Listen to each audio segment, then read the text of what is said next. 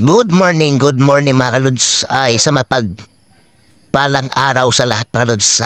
Malamig ang umaga ngayon kasi umulan po siya sa amin kagabi. Malamig po ang simoy ng hangin at maganda ng hangin dito sa amin mga kaluds. Tingnan niyo yung mga puno mga kaluds. Napaka-green ng palibot namin dito. Shout out at mamaya magpapakain na tayo ng ating mga native chicken baka naman. At tingnan niyo kaluds. Yan, nakatingin po sila mga lods. Yan po ang ating mga native chicken. Ito na po sila lods. Yan.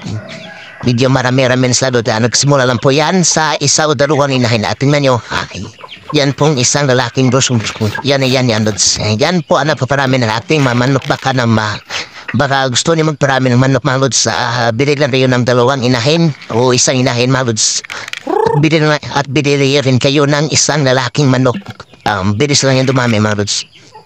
4 to 3 months, maghihintay ka lang lods. Mangitlog at mapipisa na yan lods. Pwede nyo rin pagkakitaan at pang-extra income na rin mga lods. Ayan po mga lods. Masaya kapag maraming manok mga lods. Malaking tipid sa gasto at malaking tipid sa ulam baka naman. Shout out dyan. Maraming salamat ni Lods sa nag-follow ng aking channel at subscribe ng aking YouTube channel. Sana makabot tayo ng 1,000 subscribers and 4,000 watch hour.